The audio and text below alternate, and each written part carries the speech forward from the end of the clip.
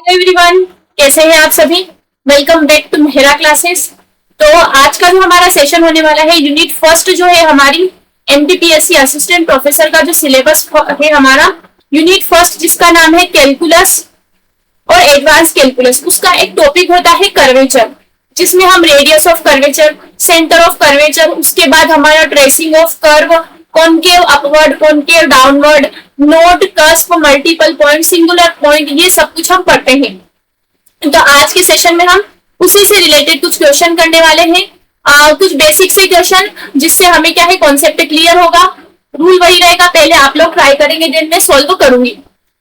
Okay, और since अभी आप लोगों की जो है एग्जाम की डेट भी, सॉरी एग्जाम डेट नहीं, आपकी जो फॉर्म डेट है उसके रिगार्डिंग भी नोटिफिकेशन आया है कि किन सब्जेक्ट की डेट 25th ऑफ मई हो गई है, और जिन सब्जेक्ट का नेम इंक्लूडेड है उनकी तो 25th ऑफ मई है, बट मैथमेटिक्स उसमें इंक्लूडेड नहीं है, आप भी जानते हैं।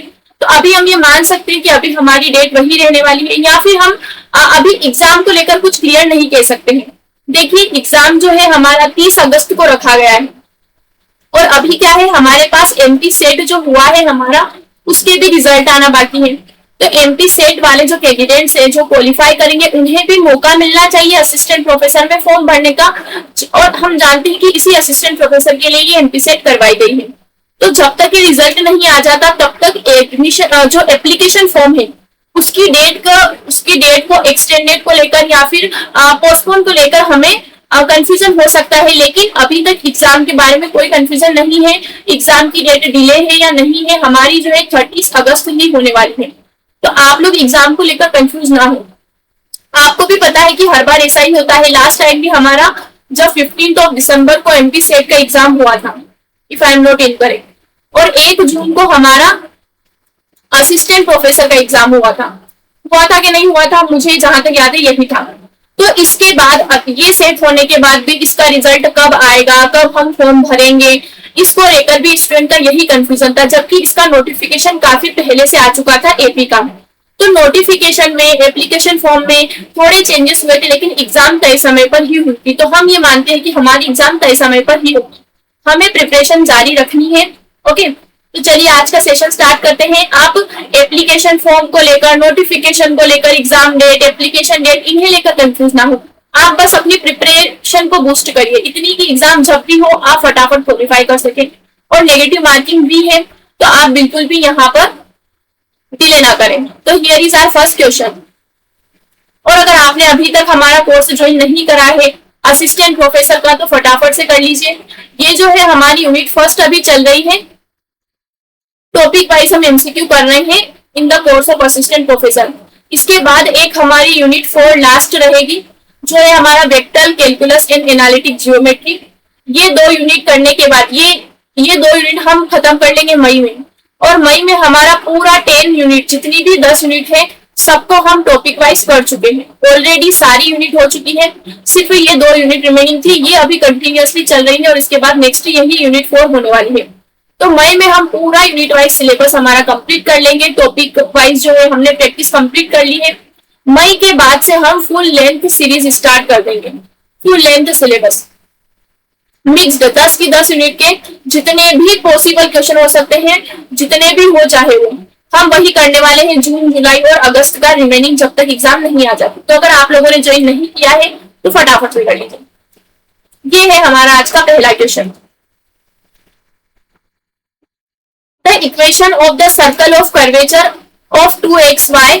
देखिए, हमें कर्व दिया है 2xy plus x plus y equal 4, और हमें पॉइंट दिया है 1,1। इस पॉइंट पर हमें सर्कल ऑफ कर्वेचर की इक्वेशन निकालनी है। तो मैंने ये क्वेश्चन इसलिए लिया है, ये क्वेश्चन क्वाइट लेंथी हो सकता है, बट इस एक क्वेश्चन में हम मल्टीपल कॉन्सेप्ट को समझ लेंगे। सर्कल ऑफ कर्वेचर क्या होता है? कर्वेचर तो आप सबने यूनिट फर्स्ट में पढ़ा होगा, उसमें हम रेडियस ऑफ कर्वेचर निकालते हैं, सेंटर ऑफ कर्वेचर निकालते हैं। रेडियस ऑफ कर्वेचर को हम रो से लिखते हैं, सेंटर ऑफ कर्वेचर अल्फा और बीटा से हम लिखते हैं। तो इन तीनों से मिलाकर जो हमारा इक्वेशन बनता है सर्कल का, x माइनस अल्फा का स्क्वायर, y माइनस बीटा का स्क्वायर इक्वल रो स्क्वायर, यही हमारा क्या बन जाएगा? सर्कल ऑफ कर्वेचर बन जाएगा, जिसमें रो होती है हमारी radius of curvature, radius of curvature, और ये हमारा होता है सेंटर ऑफ कर्वेचर। तो इस एक क्वेश्चन से ही हम क्या है मल्टीपल कॉन्सेप्ट को समझ लेंगे। तो पहले आप लोग वीडियो पॉज करके ट्राई करेंगे। हमारी क्लास का रूल यही है, आप लोग टाइम में टाइम देती हूँ आपको क्वेश्चन के अकॉर्डिंग। अगर किसी में 30 सेकेंड चाहिए तो मैं उतने ही देती हूँ, किसी में 1 मिनट चाहिए तो मैं उतना देती हूँ। अदरवाइज आप वीडियो पॉज करके कर सकते हैं और फिर हम मार्किंग करते हैं +1 या -1। इससे क्या है इवेल्युएट कर सकते हैं खुद को डेली। वीडियो पॉज करके आप ट्राई करेंगे। तो चलिए अब देखते हैं। हमें सबसे पहले हमें 3 चीजें निकालनी है। पहली है रेडियस ऑफ कर्वेचर और दूसरा है अल्फा और बीटा। तो रेडियस ऑफ कर्वेचर का फॉर्मूला सब अच्छे से जानते हैं, 1 + y1 का स्क्वायर पूरे की पावर 3/2 अपॉन y2। ओके, ये होता है जहां पर y1 हमारा क्या होता है dy/dx, y2 हमारा क्या होता है d2y/dx²। आवाज में ज्यादा इशू ना हो आपको, मुझे थोड़ा सा कोल्ड है।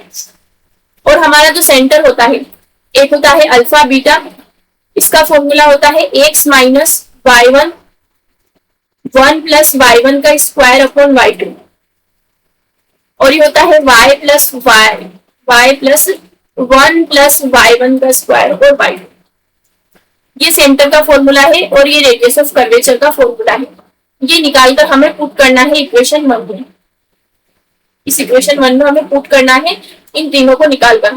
तो सबसे पहले जो कर्व है उससे y1 y2 निकाल लेते हैं। कर्व है 2xy + x + y + x + y, और जो 4 है मैं इधर लेके आ जाती हूँ। अब मुझे y1 निकालना है तो मैं इसको डिफरेंशिएट करूंगी with respect to x, differentiate with respect to x, 2 as it is first into second, x y1। ठीक है, x as it is रखा है, y1 का y का हमने y1 कर दिया है, और फिर x का 1 होगा और y as it is, x का 1 y का y1, और 4 तो है ही नहीं, मतलब 4 का डिफरेंशिएशन तो 0 हो जाएगा। तो इस इक्वेशन से मुझे y1 निकालना है, लेकिन किस पॉइंट पर निकालना है 1,1। हम साथ साथ ही पॉइंट रखेंगे। तो जब मैं x की जगह 1 और y की जगह 1 रखूंगी तो 2 y1 + 1 + 1 + y1 बराबर 0। तो 2 × 1 = 2 और 1 3, 3 + 2 और 1 3y1 बराबर 0। तो y1 की वैल्यू हमारी आ जाएगी -1। कितनी आ गई है -1। अब मुझे इस इक्वेशन जो है 2 इसको again with respect to x differentiate करना पड़ेगा ताकि मुझे y2 मिले। तो जो मेरी 2 है वो क्या है 2xy1 + 2y + 1 + y1 बराबर 0। यही है, देख लीजिए। अब हम इसको क्या करेंगे अगेन डिफरेंशिएट करेंगे with respect to x। Okay, तो यहां फिर से 2 as it is, x को होल्ड करते हैं, y1 का y2, x का 1 और y1 as it is, +2 y का डिफरेंशिएशन y1, 1 का डिफरेंशिएशन 0 और y1 का डिफरेंशिएशन y2 इक्वल में आया है 0। ओके, तो अब हमें क्या करना है पुट करना है x की जगह 1 और y की जगह भी 1। तो 2 और y1 की वैल्यू हम निकाल चुके हैं -1। x की जगह 1 रख दिया है मैंने, y1 की जगह -1 रख दिया है, और यहाँ भी y1 की जगह -1 रख दिया है, और यहाँ y2 as it is 2 time y1 और 1 y1, 3y1 माइनस का 2 और माइनस का 2 माइनस का 4 बराबर में 0। तो y2 की वैल्यू मेरे पास आ गई है 4/3। y1 की वैल्यू आ चुकी है, y2 की वैल्यू आ चुकी है। तो अब हम रेडियस ऑफ कर्वेचर और सेंटर निकालेंगे। तो रेडियस ऑफ कर्वेचर क्या है 1 + y1 का स्क्वायर पूरे की पावर 3/2 अपॉन y2। तो y1 कितना आया है -1। ओके, इसकी रेस पावर 3/2 और y2 है हमारा 4/3। तो यहां से आप देखेंगे 1 और 1 कितना हो जाएगा 2, 2 की पावर 3/2 कितना होता है 2√2 अपॉन में 4/3 है। तो ये तो इससे कैंसल, तो ये आ जाएगा 3√2/2। ये मेरी आ गई है रेडियस ऑफ कर्वेचर। अब मैं सेंटर निकालती हूँ। पहला अल्फा, अल्फा क्या कहता है, x minus y1 1 plus y1 का स्क्वायर अपॉन y2। तो अब हमें पॉइंट 1,1 पर निकालना है, तो हम क्या करेंगे, x की जगह 1, y1 की जगह -1, 1 प्लस -1 का स्क्वायर और डिवाइड में है 4/3। तो ये माइनस माइनस हो जाएगा, प्लस 1 और 1 2 2 और ये हो जाएगा 3/4। तो ये हो जाएगा 1 प्लस 3/2 विच इज 5/2, है ना, 5/2 हो जाएगा। अब हम बीटा निकालेंगे। बीटा क्या है, y प्लस 1 प्लस y1 का स्क्वायर और y2। तो ये हम क्या लिखेंगे, 1 प्लस 1/4/3। वापस से वही कंडीशन बनेगी, मतलब 5/2 आएगा। तो मुझे सेंटर मिल चुका है, रेडियस मिल चुकी है, तो अब मुझे इक्वेशन ऑफ सर्कल निकालना है। तो हाँ निकालू, यहीं पर निकालते हैं।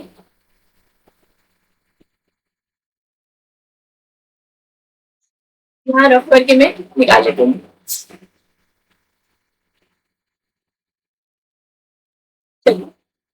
तो इक्वेशन क्या होगा, x माइनस अल्फा, अल्फा कितना है 5/2 का स्क्वायर, y माइनस बीटा मतलब 5/2 का स्क्वायर इक्वल में रेडियस का स्क्वायर होता है ना, सर्कल की इक्वेशन में रेडियस 3√2/2 का स्क्वायर है।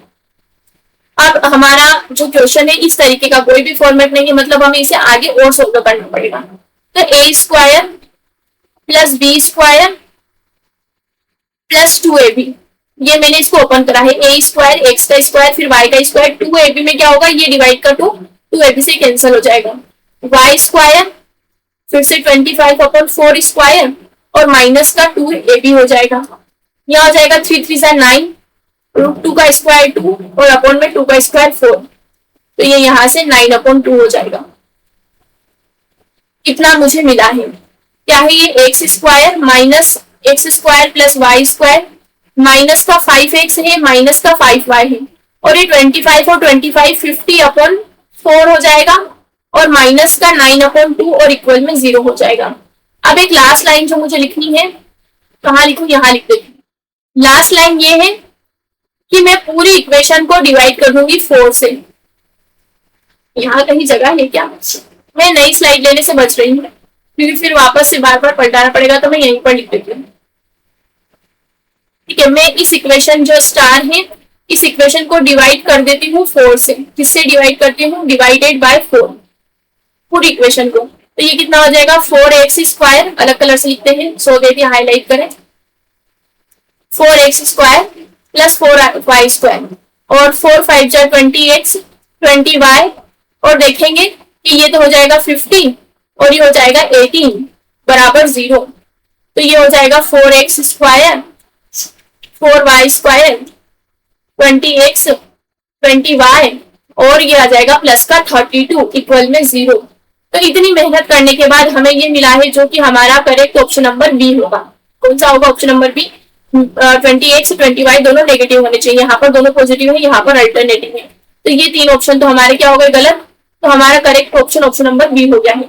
और कोई बड़ी बात नहीं है, ये क्वेश्चन पूछ लिया जाए, क्योंकि आपको पता है कि इस तरह के लेंथी क्वेश्चन भी पूछे जा सकते हैं, क्योंकि इसमें कैलकुलेशन है ना, सिर्फ कैलकुलेशन है, बाकी इसमें सिंपल कॉन्सेप्ट लगा हुआ है।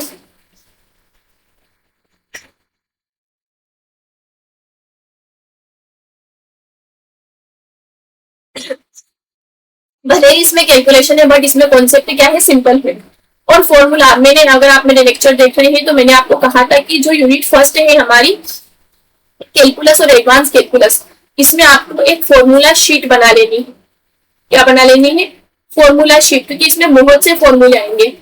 जैसे सबसे पहले हमने शुरू करा था सक्सेसिव डिफरेंशिएशन से, तो वहां पर हमने nth डेरिवेटिव करे थे कुछ स्टैंडर्ड फंक्शन के, इस तरीके से e की power ax sin bx plus c, ऐसे बहुत से nth डेरिवेटिव हो जो इन जनरल हमसे पर्टिकुलर वैल्यू देकर पूछे जाते हैं, a की कुछ वैल्यू दे देंगे b की, तो हम इन्हीं फॉर्मूला से इसको कर सकते हैं। उसके बाद हमारे एसिम्टोट्स के कुछ फॉर्मूले थे, ओब्लिक एसिम्टोट का फॉर्मूला है हमारा, और डिफरेंशिएशन के बाद हमारी लेबनिज और लेबनिज थ्योरम के हैं, मैक्लॉरिन सीरीज, टेलर सीरीज है। Radius of curvature, quadrature, rectification और कुछ स्टैंडर्ड हमारे डिफाइनाइट और इनडिफाइनाइट इंटीग्रल आने वाले हैं। तो मैं आपको सजेस्ट करती हूँ कि इनकी आप एक फॉर्मूला शीट बना लीजिए क्योंकि ये कैलकुलेटिव होते हैं। ओके, अभी तो जब हम यूनिट 4 में जाएंगे जहां पर हम एनालिटिक ज्योमेट्री पढ़ेंगे, paraboloid, hyperboloid, 1 sheet, 2 sheet, ellipsoid, उसमें भी बहुत से फॉर्मूले आएंगे। चलिए, ये कुछ यूनिट है जो हमारे ग्रेजुएशन में होती है बट सेट के सिलेबस में नहीं होती है। अगला हमसे पूछा है the curve y equal x की power 4 minus 6x cube plus 12x square plus 5x plus 7 is concave upward. Concave upward अगर हमारा कर्व होना चाहता है तो x की क्या वैल्यू होनी चाहिए?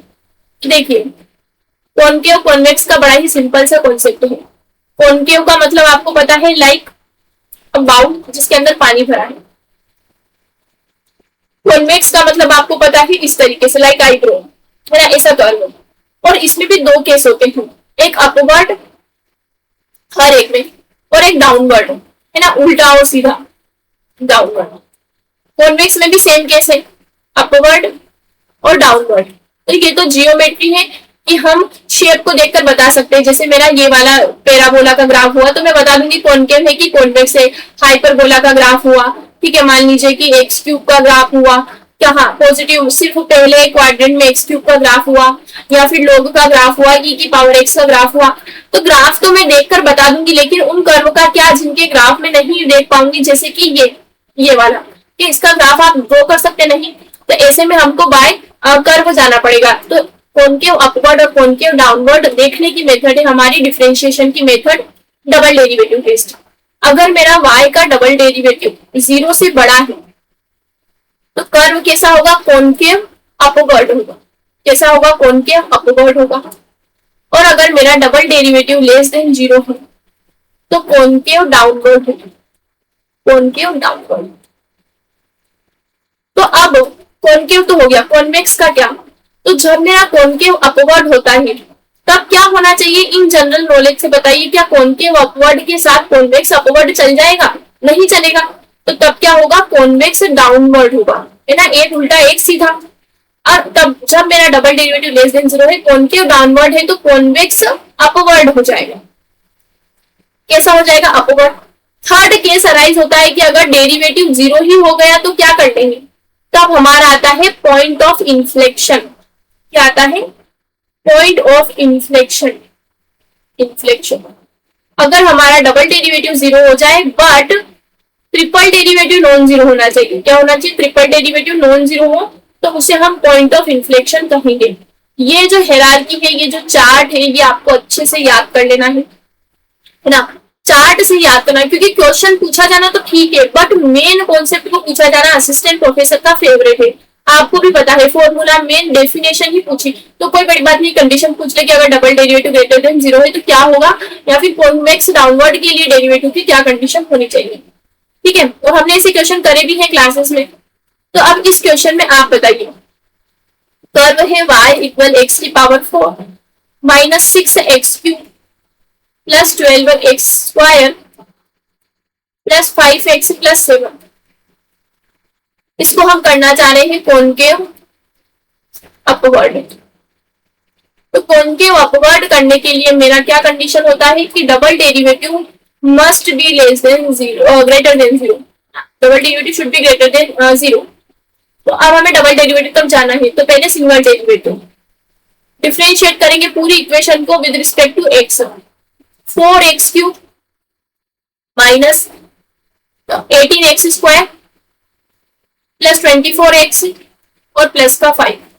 ये तो सिंगल डेरिवेटिव हुआ, हमें डबल डेरिवेटिव तक जाना है।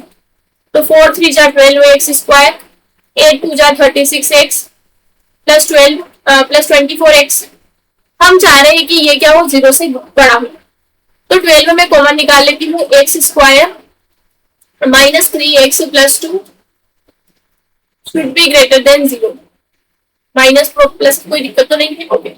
तो हमारा क्या होगा, x square minus 3x plus 2 greater than 0 होना चाहिए, क्योंकि अगर हम इन दोनों का मल्टीप्लीकेशन ग्रेटर देन 0 चाहते हैं तो दोनों ही ग्रेटर देन 0 होना चाहिए, क्योंकि 12 तो 0 से बड़ा ही है तो इसको भी 0 से बड़ा ही होना पड़ेगा, तभी हमारा आंसर क्या है, ग्रेटर देन 0 आएगा, है ना। इसका फैक्टर बनेगा x-1 x-2 ग्रेटर देन 0। तो देखिए अब हमारे पास क्या केस अराइज होता है, हम चाह रहे हैं कि हमारा अल्टीमेट आंसर क्या हो, ग्रेटर देन 0। तो इसको करने का दो तरीका है, वेवी कर्व मेथड से चले जाइए या तो आप, ठीक है वो भी हम पढ़ते ही हैं वेवी कर्व मेथड इस तरीके से। कर्व तो अच्छा नहीं बना, तो देख लीजिए, या फिर आप जनरल नॉलेज से भी जा सकते हैं, जनरल मैथमेटिक्स की नॉलेज से, है ना, कि x-1 है x-2 है, दो ब्रैकेट है, हम चाह रहे हैं कि आउटपुट हमारा पॉजिटिव आए, तो दो ही केस हो सकते हैं, या तो दोनों सेम साइन, मतलब दोनों सेम साइन के होने चाहिए, आइदर दोनों पॉजिटिव और आइदर दोनों नेगेटिव, तभी तो, हाँ आइदर दोनों पॉजिटिव आइदर दोनों नेगेटिव, तभी तो हमारा क्या होगा, ग्रेटर देन 0 आएगा। तो हमारा कंडीशन क्या है, पहला कंडीशन ये है कि अगर मैं इंटरवल लेती हूँ -∞ से 1, तो इसमें क्या होगा, ये भी नेगेटिव आएगा ये भी नेगेटिव आएगा, तो अल्टीमेटली पॉजिटिव आ जाएगा। अगर मैं 1 से 2 वाला इंटरवल लेती हूँ, इस इंटरवल में होगा कंफ्यूजन, मान लीजिए मैंने 1.5 रख दिया, तो 1.5 में ये तो पॉजिटिव बट ये नेगेटिव आ गया, मतलब लेस देन 0 चला गया हमारा, तो ये वाला हम केस नहीं ले सकते हैं। अगर मैं 2 से इन्फिनिटी लेती हूँ, मतलब ऐसा नंबर जो 2 से भी बड़ा है, तो ये भी पॉजिटिव अल्टीमेटली पॉजिटिव, तो मेरे पास केस क्या हो सकता है, -1 से -∞ से 1 और 2 से इन्फिनिटी। कहने का मतलब ये है कि आइदर x लेस देन 1 हो जाए और x ग्रेटर देन 2 हो जाए, ये दो कंडीशन हमारे पास हो सकती है। तो हम मैच करते हैं ऑप्शन में, हमारा आंसर आया है आइदर x लेस देन 1 हो जाए और x लेस देन 2 हो जाए, ग्रेटर देन 2 हो जाए, जो कि इन तीनों में से तो कहीं नहीं है, मतलब नन ऑफ दिस हमारा करेक्ट आंसर होगा। ओके, कोई डाउट नहीं किसी को? If you have any doubt let me know in the comment box. Point of inflection निकालना है इसका, तो अभी मैंने आपको बताया पॉइंट ऑफ इन्फ्लेक्शन का मतलब ऐसी जगह जहां पर डबल डेरिवेटिव तो ग्रेटर देन 0 हो बट ट्रिपल डेरिवेटिव नॉन 0 हो। कर्व हमें है y = x³ -3x² -ax + 9। तो आपको डबल 2 बार डेरिवेटिव करना है और इसको बताना है कि ऐसे कौन से पॉइंट है जहां पर ये क्या होगा, नति पॉइंट ऑफ इन्फ्लेक्शन होगा। तो चलिए मैं आपको इसको देती हूँ होमवर्क में, आप मुझे कमेंट सेक्शन में इसका आंसर कमेंट करेंगे। Okay, you have to comment the answer. चलिए ये वाला द कर्व, अब देखिए हमें यहाँ पर पूछा है नेचर एट ओरिजिन क्या है, नोड है, कस्प है या पॉइंट ऑफ इन्फ्लेक्शन है। तो नेचर एट ओरिजिन क्या होता है मैं बता देती हूँ आपको। अगर हमसे क्वेश्चन में पूछा जाए कि कर्व का नेचर एट ओरिजिन बताइए, मतलब हमसे ये पूछा जा रहा है कि इसके ओरिजिन पर पॉइंट कैसा है, डबल पॉइंट कैसा है, इसके बिहाइंड एक बहुत अच्छी थ्योरी है ना, कम से कम 2-3 पेज की थ्योरी है, तो आई होप आपने पढ़ी होगी। अभी इस सेशन में मैं बताऊं तो सेशन लेंथी हो जाएगा, हम बस ये देख लेते हैं। हमारा जो एक सिंगुलर पॉइंट होता है, ऐसा पॉइंट जहां पर हमारा कर्व का बिहेवियर एक्स्ट्रा ऑर्डिनरी हो, उसका एक टाइप होता है डबल पॉइंट, जहां से कर्व की 2 ब्रांच निकल रही है, डबल पॉइंट। जैसे कि ये वाला कर्व देख लीजिए, सपोज करिए आप ये वाला, तो इस पॉइंट पर आप देखेंगे ना 2 ब्रांच निकल रही है, तो डबल पॉइंट हुआ। तो इस डबल पॉइंट के भी फिर हमारे 3 टाइप निकल के आते हैं, नोड, कस्प और एक होता है कॉन्जुगेट या फिर आइसोलेटेड पॉइंट। कैसे निकालते हैं इनको निकालने का एक की ट्रिक होता है, वो होता है हमारा जो कर्व दिया है y = fx, उसका जो लीस्ट डिग्री टर्म हो, क्या है लीस्ट डिग्री टर्म, उसको हम क्या करते हैं, इक्वेट करते हैं 0 से। लीस्ट डिग्री टर्म जैसे कि मान लीजिए ये है मेरे पास x³ + y³ - 3axy, तो देखिए इसकी डिग्री 3 इसकी डिग्री 3 बट इसकी डिग्री कितनी है 2, तो यहाँ पर लीस्ट डिग्री टर्म कौन हो गया 3xy, तो -3axy को हम 0 से इक्वेट करेंगे। यहाँ से हमें 2 वैल्यू मिल रही है, एक x की वैल्यू 0 और एक y की वैल्यू 0। तो इस तरीके से हमें क्या मिलती है, 2 टेंजेंट मिलती है, 2 वैल्यूज मिलती है। अगर हमें यहाँ से 2 डिस्टिंक्ट टेंजेंट मिलती है, 2 वैल्यू मिले, दोनों की दोनों डिस्टिंक्ट हो और दोनों की दोनों रियल हो, तो हम बोलेंगे कि वो नोड है, उसका ओरिजिन पर नेचर कैसा है, उसका नेचर नोड जैसा है। लेकिन अगर हमें 2 रियल तो मिले है ना टेंजेंट, बट इक्वल मिले, जैसे ये कोइंसाइड कर जाए, जैसे 0 मिल गई हमको, 0 0 मिल गई ना, तो ये कोइंसाइड कर गई, ये भी 0 ये भी 0, मतलब सेम आ गई, तो हम कहेंगे वो कस्प है। क्या है? कस्प। और अगर हमें इमेजिनरी मिल जाए, मान लीजिए इमेजिनरी मिल जाए, जैसे कि हमें ऐसी मिल गई वाई बराबर प्लस माइनस आयोटा एक्स या फिर आयोटा ए, ऐसा कुछ मिल गया, तो हम बोलेंगे फिर वो क्या है? कॉन्जुगेट पॉइंट है या आइसोलेटेड पॉइंट है। समझ पा रहे हैं? तो इसकी थ्योरी आप लोगों ने पढ़ी होगी आई होप। तो इस तरीके से हमें देखना है बिहेवियर। तो चलिए इस क्वेश्चन में हम देखते हैं। कर्व हमें क्या दिया है? पानी पी लेते हैं।